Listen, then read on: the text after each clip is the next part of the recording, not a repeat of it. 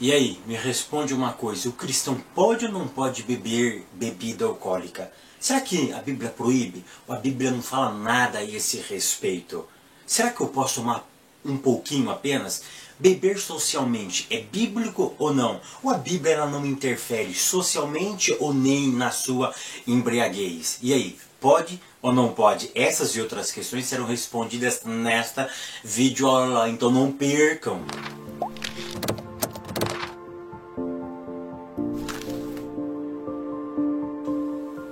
A paz, queridos, que bom estarmos aqui novamente no nosso programa semanal da Escola Bíblica Dominical para darmos sequência à nossa série de estudos bíblicos a respeito do livro de Levítico. Para quem não me conhece, eu sou o pastor e professor Fábio Segante, e se você é novo neste canal, aqui do lado tem um botãozinho vermelho escrito inscreva-se. Se inscreva agora, clica nele, já faça a sua inscrição. Não esqueça também de ativar o sininho, porque todo vídeo que eu posto aqui você recebe em primeira mão, beleza? E não deixe também, querido, de dar o like. Tá vendo esse joinha aí? Dá um tapinha nele, porque isso é muito importante para mim. E não deixe de fazer o seu comentário também acerca dessa aula. Vamos lá? Lição de número 8, que tem como título A Sobriedade na Obra de Deus. Leitura bíblica em classe se encontra no livro de Levítico, capítulo 10, do verso 8 ao verso 11, e depois primeira carta de Paulo a Timóteo, capítulo 3, do verso 1 ao verso de número 3. Nós estamos ainda falando sobre Nadab e Abiú, os dois filhos do sumo sacerdote Arão. Nós vimos semana passada que eles foram mortos, e naquela aula, se você não viu, volte uma aula na lição de número 7, eu vou deixar o link aqui em cima, e assista aquela aula. Eu não falei o motivo explícito nas Sagradas Escrituras porque ele morreu. Tá? Algumas pessoas deixou no seu comentário que eles morreram por causa da embriaguez. Querido, eu não falei isso na última aula, porque isso seria tratado na aula de hoje. Então olha que interessante, Nadab e Abiú morrem, né? Ou eles morreram, melhor dizendo. Foram dois, então está no plural. Eles morreram. Eles morreram por quê? Porque eles ofereceram fogo estranho ao Senhor. E eu fiz uma enumeração de motivos que levaram eles também a morrerem. Mas a Bíblia deixa claro, em Levítico capítulo 10, verso 8 ao verso de número 9, que eles morreram porque eles entraram embriagados. É isso mesmo. Eles encheram o caneco. Eles beberam vinho e ficaram embriagados. E quando eles entraram para oferecer, eles entraram embriagados. E existia uma norma, existia um pedido de Deus para que eles não tomassem vinho, para que eles não se embriagassem, para que eles não ingerissem bebida alcoólica, que tirasse a sua lucidez. O que eu quero que vocês entendam aqui no começo dessa pré-aula da IBD é o seguinte, que a embriaguez, ela tira a nossa lucidez. E o que Deus está pedindo para eles? Deus queria que o serviço deles fossem oferecidos a Deus de forma sóbria. O que Deus proíbe aqui? Deus proíbe aqui a insensatez. Deus proíbe aqui a falta de conexão com Ele. Ele proíbe aqui um serviço relaxado, um serviço indiferente. E a palavra-chave para esta aula de hoje, eu quero que você introduza nas suas escolas, nas suas aulas, o princípio da moderação e da maturidade. Se eu fosse resumir essa aula em uma palavra, eu classificaria ela como maturidade. Por que maturidade? Essa aula é um prato cheio para aqueles que já têm dentro do seu coração uma vontade desesperada de beber, de se embriagar. E o que eles estão esperando? Uma normativa do pastor, uma normativa de alguém importante que libere, entre aspas, a bebida alcoólica para que ele possa fazer isso de forma contínua. Então, olha a palavra-chave, é maturidade. Por que maturidade? Quando você é maduro, a maturidade te traz o equilíbrio. A maturidade, ela pondera o seu agir. A maturidade, ela traz razão, ela traz sobriedade, ela traz lucidez para as suas ações. O imaturo faz as coisas sem pensar. O imaturo, ele age por impulso. O imaturo, ele age para fazer birra para as outras pessoas. O imaturo, ele age como uma criança. O maduro não. O maduro, ele raciocina, ele pondera, ele ouve antes de agir. Ele não age para medir as suas consequências, para ver o que vai dar. Então a palavra nessa aula é maturidade. Tenha maturidade, queridos. Porque tem muitos que estão loucos para dizer: ah, o Fábio disse que beber bebida alcoólica não é pecado, ele mostrou na Bíblia. Querido, você simplesmente está dando vida para um leão. No original hebraico é como se existisse um macaco dentro de nós. E esse macaco, ele vai aflorar, ele vai aparecer. E aí nós vamos cair nas garras do diabo. Então, a palavra-chave é maturidade. Vamos ter maturidade nessa videoaula, tá bom? Vamos ter maturidade para entender princípios bíblicos. Porque o imaturo, ele trabalha com sim e com não. Olha para uma criança. Uma criança, a gente geralmente não explica o motivo. A gente sempre proíbe ou não proíbe. Faça, não faça. Nós trabalhamos com sim e com não. O imaturo, você trabalha ele com sim e com não. Mas com maduro, não. Você não trabalha com sim ou com não, porque ele raciocina, ele calcula, ele pondera. Então nessa aula vamos ser maduros, vamos ter maturidade, porque é esse o nível que Deus está levando eu e levando vocês, ao nível de maturidade. Não é mais um nível de infantilidade não, tá bom? Querido, desculpe essa forma de eu falar aqui, mas eu tenho certeza que isso vai servir para a tua edificação espiritual e para a tua classe também, beleza? Que Deus continue realmente te abençoando. Ah, estava esquecendo.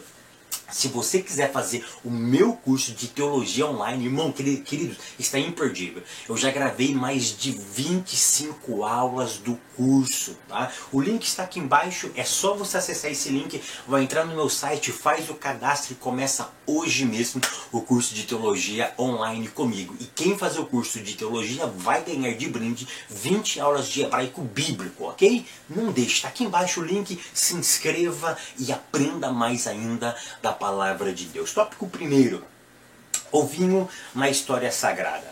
A embriaguez de Noé. Queridos, olha que interessante. Noé, ele foi mencionado no livro de Ezequiel entre mais dois grandes homens de Deus. Ezequiel menciona Noé, menciona Daniel e menciona Jó. Homens que viveram de forma com uma retidão. Então, olha o nível de que Noé vivia. Noé vivia na retidão. Noé vivia naquilo que era reto, que era correto. Então, perceba o que nós vamos falar de um homem que a Bíblia dá um testemunho nele, dá um testemunho acerca dele, para um outro profeta, Ezequiel, muitos e muitos anos após a sua morte. Preste atenção, e a Bíblia vai dizer que ele era um homem de retidão. A retidão era aquilo que balizava a sua existência, mas a embriaguez foi capaz de tirar por algum momento da sua vida a sua lucidez. A Bíblia diz que depois, quando ele sai da arca de Noé, ele planta uma vinha. Para quem gosta um pouco de história, para você plantar uma vinha e para você fazer ter uvas na capacidade de gerar a primeira produção de vinho dura em média de 5 a 6 anos. Tá? Então perceba que o Noé teve que esperar de 5 a 6 anos para colher, para colher aquelas uvas e fazer delas o seu vinho para poder se embriagar com ela. A Bíblia diz que ele se embriagou. E olha o que a embriaguez fez. Tirou a lucidez dele. Deixou ele ébrio. Deixou não lúcido, não na sua própria razão. Ficou nu diante dos seus familiares, e você sabe o destino final dessa história, uma história trágica que teve até uma maldição para um dos seus filhos, por causa do que? De uma embriaguez. Então até mesmo Noé, ele foi traído pela embriaguez. Olha o termo que eu usei, Noé foi traído pela embriaguez. Queridos, deixa eu já pontuar aqui, a Bíblia proíbe o uso de vinho negativo.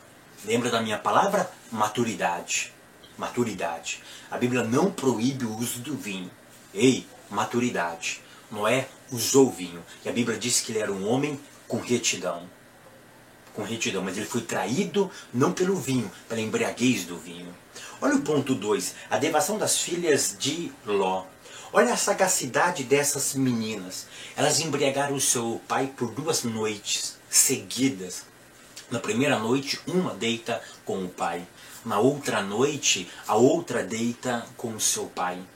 Ambas ficaram grávidas. Ambas tiveram filhos. E olha a consequência deste ato não pensado, não calculado.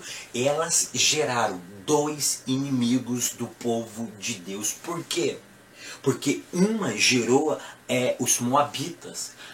A outra gerou os amonitas. Vocês perceberam, se elas tivessem ponderado, calculado essa ação, e sem o uso do vinho, isso não teria acontecido? Isso só aconteceu porque elas embriagaram o seu pai. E olha o que aconteceu após um ato não pensado. Querido, a ideia aqui nessa aula não é se eu posso ou não posso beber vinho. A ideia é a consequência da minha atitude. A consequência da minha atitude vai falar mais alto. Elas usam vinho para satisfazer o seu próprio desejo. Geram duas maldições para o povo de Israel. Olha o ponto de número 3. O vinho como instrumento de corrupção. Aqui vai contar a história de Davi. Davi, para encobrir o seu erro de um pecado, de um adultério que ele cometeu, ele embriaga Urias. E pede para que Urias faz com que Urias deite com a sua esposa. Para quê? Para ele se livrar daquilo que ele tinha feito. Você percebe que olha que interessante. Davi, ele não se embriagou com vinho, mas ele estava embriagado pela corrupção. Ele estava embriagado nesse exato momento para encobrir o seu erro. E o que ele usa? A bebida alcoólica. Ele usa a embriaguez naquele homem para encobrir o seu próprio erro. Então é isso que eu quero que vocês entendam, que a Bíblia não proíbe o uso do vinho. A palavra-chave é moderação. A palavra-chave é maturidade. Conheça quem você é. Conheça quem você é. Deixa eu dizer mais uma coisa antes de ir para o tópico 2. Tá? Queridos, hoje eu reconheço maturidade. É a maturidade, meu irmão, o que eu vou te dizer agora. A Bíblia não proíbe o uso do vinho. Mas pergunto para qualquer criança que apanhou a sua infância inteira, para qualquer mulher que foi espancada pelo seu marido porque ele chegava bêbado dentro de casa. Pergunta se ela quer que os seus filhos bebam. Pergunta se esse menino que cresceu apanhando do pai ou da mãe por causa da embriaguez, ele quer que os seus filhos bebam. De forma nenhuma. Ele vai falar para você, nem coloca isso na boca, porque ele teve uma história traumática, aquilo lhe traumatizou, e ele não quer então que passe isso para frente. Por isso que eu digo, a palavra é maturidade. Se você quer despertar o leão que está dentro de você, se você quer despertar esse macaco que está dentro de você, querido, não use as Sagradas Escrituras para isso, porque ela não te dá baliza para isso. Ela te pondera, a Bíblia te traz ao nível de maturidade. E quando eu sou maduro, eu não pergunto se eu posso ou não posso. Eu pergunto, agrada ou não agrada a Deus? Eu pergunto, será que a minha ação, que consequência vai ter? Quando eu penso na consequência das minhas atitudes, eu pondero as minhas ações. E essas ações passarão a glorificar o nome de Deus ou a amaldiçoar o nome do Eterno.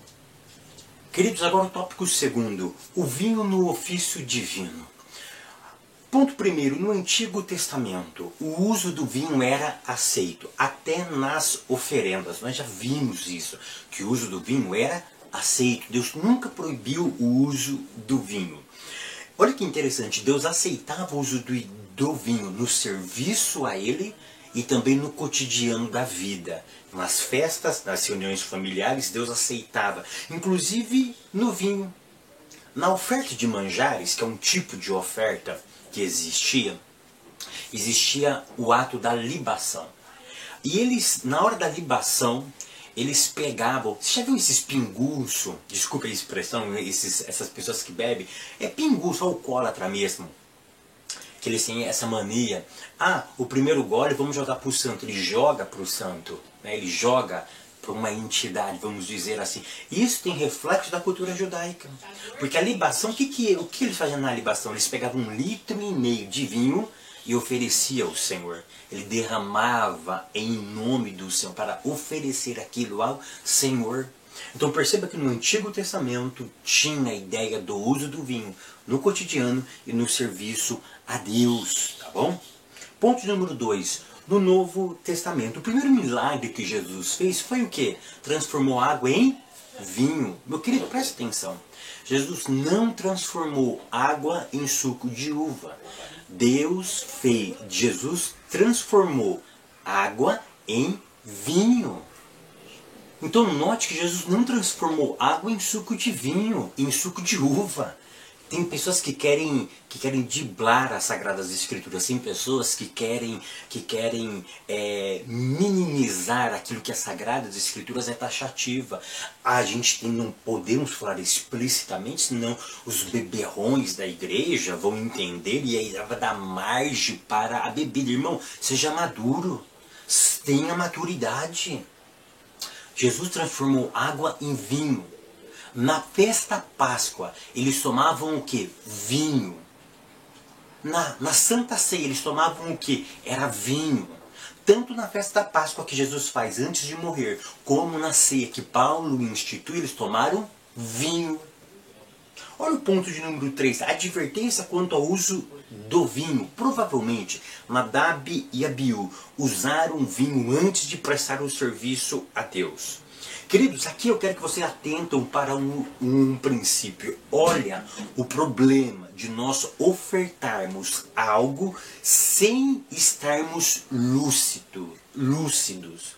De nós oferecermos algo a Deus fora das nossas razões. Ou seja, eu ofereço a Deus por impulso, eu ofereço a Deus por intriga, ou seja, eu não calculo, eu não pondero, eu não estou dentro das minhas próprias razões, e aí eu ofereço algo a Deus. O problema aqui não é estar em estado de loucura, o problema aqui é estar fora da sua lucidez, que você mesmo provocou.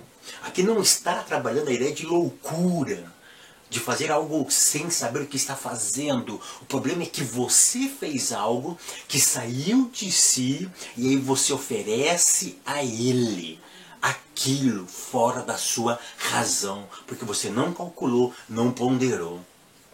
Olha o tópico 3, ministros cheios do Espírito Santo. Ponto 1, recomendações aos ministros. Um dos critérios para escolher um pastor, um obreiro, era a não embriaguez. Isso é muito sério. Hoje, infelizmente, nós temos muitos obreiros, beberrões dentro das nossas igrejas. tem pastores ainda que não conseguem largar o vício da bebida alcoólica. E, infelizmente, isso é complicado de se trabalhar, porque a Bíblia diz para eu não pegar um obreiro, alguém que quer ser um obreiro, que já usa, que já ministra bebida alcoólica. A Bíblia proíbe o ministro ser usuário de bebida alcoólica. Ponto de número 2. Recomendações à igreja. Nesse ponto, a ideia que eu quero salientar é sobre o que está nos dominando. Olha que interessante. Paulo afirma lá em Efésios 5, verso 18, que nós não podemos nos embriagar por vinho, porque há contenda, mas enchei-vos do Espírito Santo.